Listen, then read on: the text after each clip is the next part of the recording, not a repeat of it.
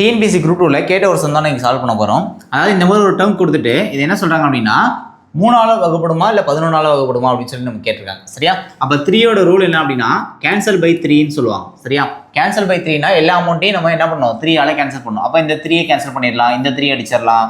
So எல்லா 3யும் நம்ம என்ன பண்ணலாம் கேன்சல் பண்ணிடலாம். அப்புறம் இந்த 3யும் அடிச்சிடலாம். 2 + 1 3 இதை அடிச்சிடலாம். அதே மாதிரி இந்த 1ஐயும் இந்த 2 அடிச்சிடலாம். நம்ம இந்த 2 இதில் உள்ள ஒரு 1ஐயும் அடிச்சிடலாம். இதில் உள்ள 2ஐயும் இதில் உள்ள ஒரு 1ஐயும் அடிச்சிடலாம். பேலன்ஸ் நமக்கு 2 இருக்குது. அப்போ இந்த நம்பர் கம்பல்சரி என்ன ஆகுது 3ஆல் நமக்கு கேன்சல் ஆகாது. சரியா?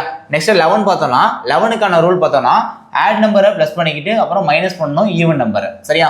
ஆட் நம்பர்னா இதில் உள்ள நம்பர் 3 1 திரும்ப 1 திரும்ப 3.